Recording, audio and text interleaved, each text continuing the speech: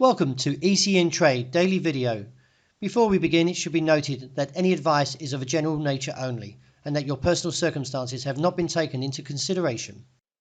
Hello everyone, my name is Rob Clayton and thank you very much for joining me. The Australian dollar continues to drift lower after closing for the second consecutive day. And as it remains in negative territory, the Australian dollar pressures the level of 69.80. As it's nearly through that level, the next challenge will be towards its 60-day moving average, seen as a key point. It is ascertained that a break beneath this key point level of the 60-day moving average, which comes in roughly at 69.60, should expose further weakness. Target at this present stage holds at 69 cents and reassess from there. On the top side is the resistance at the moment holds at 70.10.30, but looking at the marriage between the RSI and the MACD does sway the view and strengthen the fact that we should see a further decline. Well, looking at the euro, the market posed a very significant downturn overnight. The dollar index surprisingly rallies to a 7-fresh week high of 97.43. This in turn crushed the support of 111.70 and now exposes a region of 110.0520. It is assessed from the technicals that they are married. We got an ADX that is trending and therefore should see a move up towards 111.80 as a cap if possible, and that is the break level. But to reject that level and look still towards the downside, and as I mentioned, somewhere in the 110 region should find demand.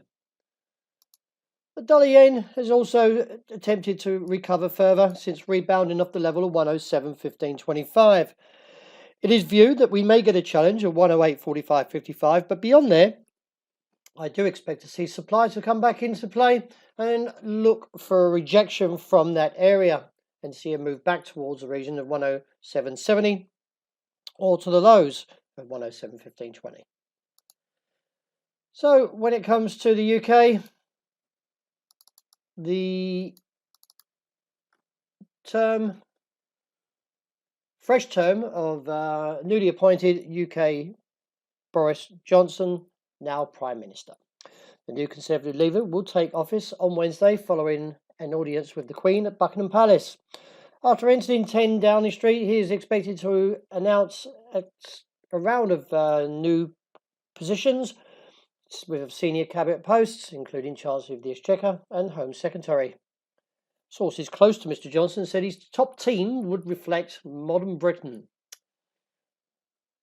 Also, across the seas, Mr. Trump even added his little Twitter and said that Boris Johnson's popular in the UK because he's seen as Britain's Trump.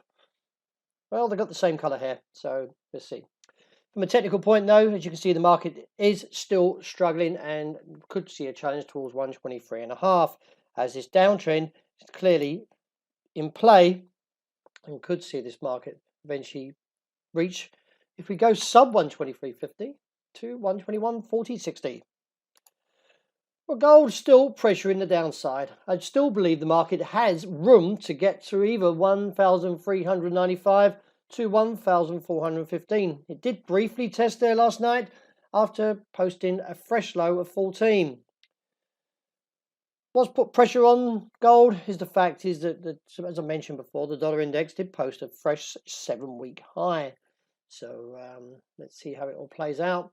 And looking towards the level of 1,395 as a possible buy area, but let's reassess before the call.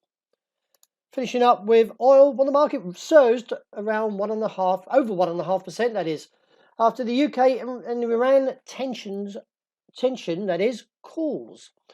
The market is now poised for a further test up and looking towards $58 to maybe $62.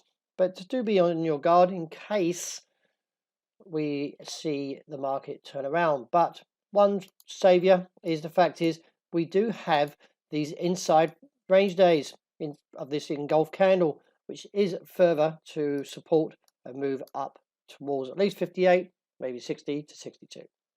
Well, that wraps up for today. Thank you very much for joining me. And as always, look out for the intraday report. And I hope you enjoy the great start to this new day.